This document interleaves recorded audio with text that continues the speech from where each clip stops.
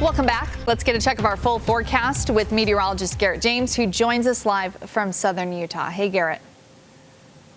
How's it going, Courtney? I hope all is well. Up to the north, to the south, we've seen a few storms. However, there are a few storms scattered all across the state right now. Let's go ahead and take a look at the radar right now. We can see a thunderstorm towards Price, even a few scattered ones just to the northwest of Cedar City. And we're tracking some other storms towards the central and northern parts of Utah. We can see towards St. George, a few lightning strikes just between there and Springdale at the present time. Then towards Escalante, we can see a few showers and maybe an isolated lightning strike or two not being ruled out that direction. Then north of Enterprise in Beaver and Iron counties, we can see that there are some thunderstorms that direction as well. But the storms are mainly a little bit further to the north, just to the west of Provo and northwest of Nephi towards Vernon and the Eureka areas. These are moving to the northeast, not very fast, only at about 10 to 20 miles an hour at the most right now, but capable of producing some very strong winds, just like we've seen here over the last few days.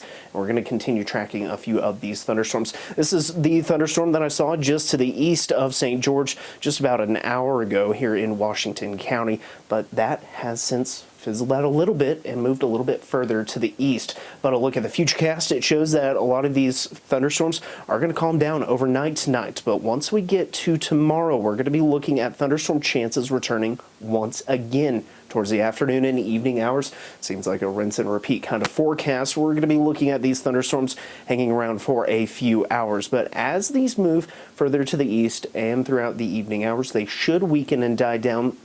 No severe weather is anticipated right now, but can't be ruled out. Maybe an isolated strong to severe thunderstorm.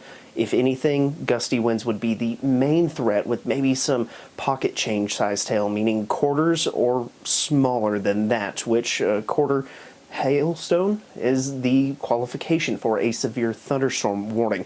Let's go ahead and fast forward. We can see then we'll start to dry out heading over into Thursday, but Thursday afternoon we're going to be looking at thunderstorm chances yet again. So for the remainder of today, we are looking at a marginal risk for the chance of an isolated severe thunderstorm or two anywhere from Delta all the way to Rock Springs and Marbleton. However, for tomorrow, right now, just a general risk, but don't be surprised if a marginal one pops up. Then for Thursday, a general risk to the eastern half of the state.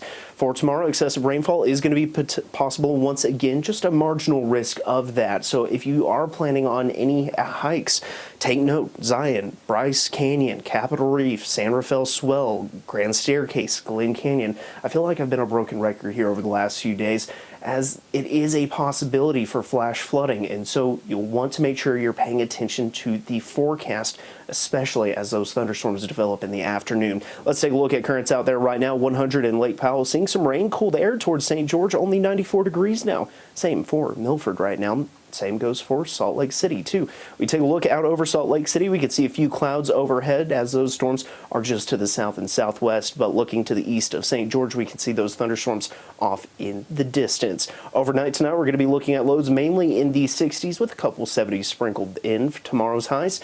Seeing a few triple digits. Salt Lake City at 100 degrees. For the Wasatch Front 7-day forecast, we're going to be looking at 100 tomorrow, 101 on Thursday, 102 Friday, but storm chances returning next week with potentially some cooler air.